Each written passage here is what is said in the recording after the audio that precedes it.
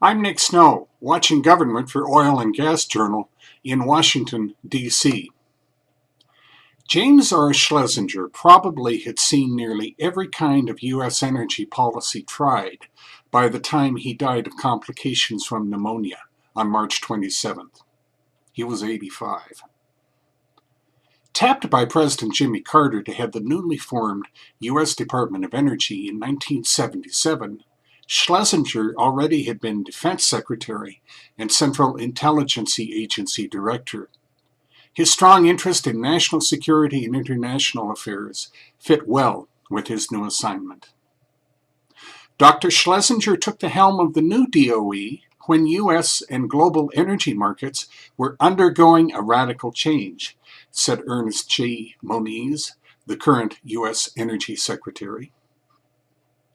He navigated the nation's energy policy in the difficult post-Arab oil embargo world, he continued.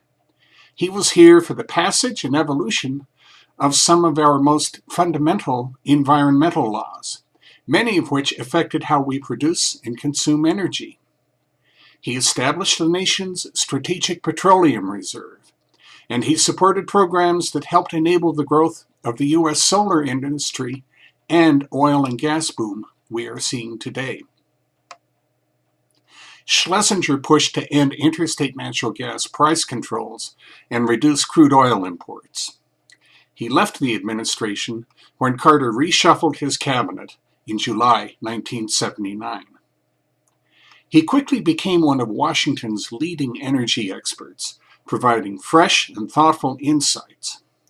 During the Iran-Iraq War in the 1980s, for example, Schlesinger said to remember that career officials in the two countries' energy ministries might quickly work together again once hostilities ceased. Moniz said he had the privilege of Schlesinger's friendship and wisdom for the past 15 years, starting when Moniz was a U.S. Energy Undersecretary, then when he worked on energy and security issues at the Massachusetts Institute of Technology, and most recently when he became Energy Secretary himself. Every discussion with Jim Schlesinger led to new insight and perspective on issues of national significance, Moniz said. His counsel will be missed.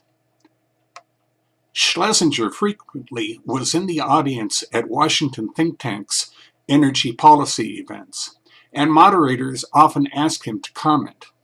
His remarks always were direct and to the point. At a U.S. Energy Security Council event in October, looking at energy policies since the 1973 Arab oil embargo, Schlesinger graded them, quote, a high D+. We at least have moved beyond the point where we were begging Middle East producers to keep supplying the West oil, he continued. Higher oil prices ultimately led to the reduction of Arab oil producers' control of the market. Today, we're much closer to energy self-sufficiency. That was in contrast to the rest of the federal government, which was in the midst of its most recent politically driven shutdown. Behavior there, Schlesinger said, quote, borders on idiocy, end quote. That's Watching Government for this week. In Washington, I'm Nick Snow for Oil and Gas Journal.